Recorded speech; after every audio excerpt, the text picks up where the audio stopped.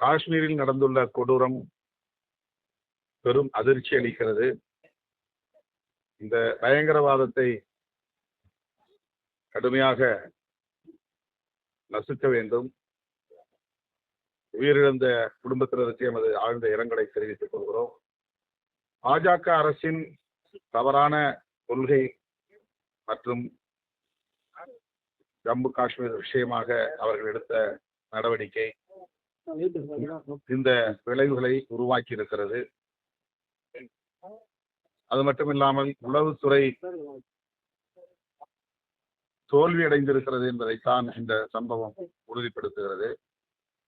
Article 370 இந்த 370வது உறுப்பை அகற்றிவிட்டால் அங்கே பயங்கரவாதம் இருக்காது என்று தொடர்ந்து பாஜக சொல்லி வந்தது. அதை நீக்கிவிட்டார்கள். பயங்கரவாதத்தை ஒழித்துவிட்டோம், சுற்றுலா பயணிகள் அங்கே சுதந்திரமாக போகலாம் என்று சொன்னதன் அடிப்படையில் அதை நம்பி போன சுற்றுலா பயணிகள் இன்றைக்கு படுகொலையாகி இருக்கிறார்கள்.